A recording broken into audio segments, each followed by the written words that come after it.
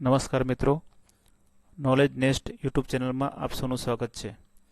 મિત્રો, common entrance test CETમાં જે બાળકો મેરિટમાં આવ્યા હતા અને રજિસ્ટ્રેશન કર્યું હતું એમના એલોટમેન્ટ કાર્ડ મૂકવામાં આવ્યા છે.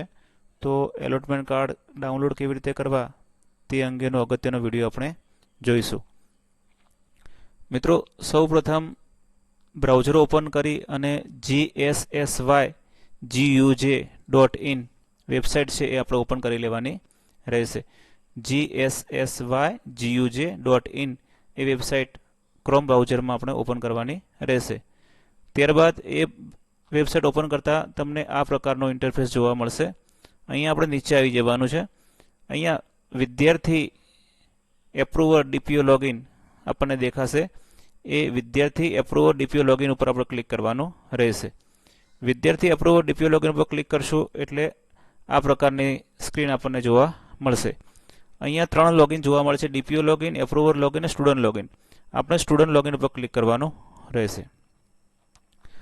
સ્ટુડન્ટ લોગિન ઉપર ક્લિક કરશું એટલે વિદ્યાર્થીનો UID નંબર અને તમે જે પાસવર્ડ નક્કી કરેલો છે એ પાસવર્ડ નાખવાનો રહેશે.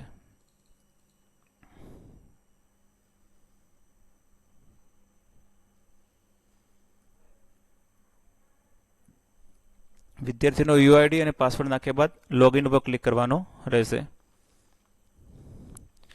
લોગિન ઉપર ક્લિક કરશું એટલે આપણને અહીંયા સૂચનાઓ જોવા મળશે.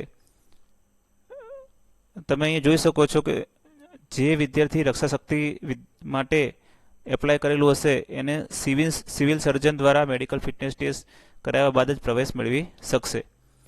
મુખ્યમંત્રી જ્ઞાન સેતુ મેરિટ સ્કોલરશિપ માટે પસંદ થયેલા વિદ્યાર્થીઓએ ટૂંક સમયમાં લોગિનમાં બેંક ડિટેલ્સ અને ધોરણ 6ના શાળાની વિગત દાખલ કરવાની વ્યવસ્થા અહીંયા ઉપલબ્ધ કરવામાં આવશે.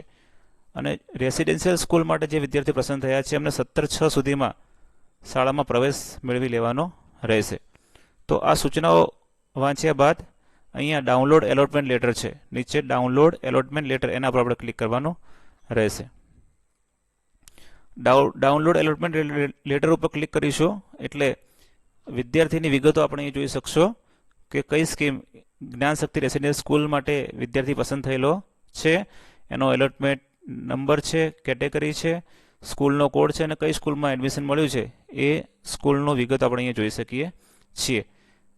અહીંયા સૌથી ઉપર પ્રિન્ટ એલોટમેન્ટ કાર્ડ, આના પર આપણે ક્લિક કરી અને વિદ્યાર્થીની એલોટમેન્ટ કાર્ડ છે એ આપણે ડાઉનલોડ કરી લેવાનું રહેશે.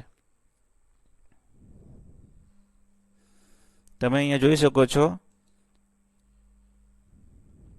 કે વિદ્યાર્થીનું એલોટમેન્ટ કાર્ડ છે એ અહીંયા ડાઉનલોડ થઈ ગયું છે. અહીંયાથી તમે ઓપન કરી અને પ્રિન્ટ કરી શકો છો. તો મિત્રો, આ રીતે જેટલા વિદ્યાર્થીઓના તમે ફોર્મ ભરેલ છે એ વિદ્યાર્થીઓના એલોટમેન્ટ કાર્ડ છે એ આપણે ડાઉનલોડ કરી અને રાખવાના છે.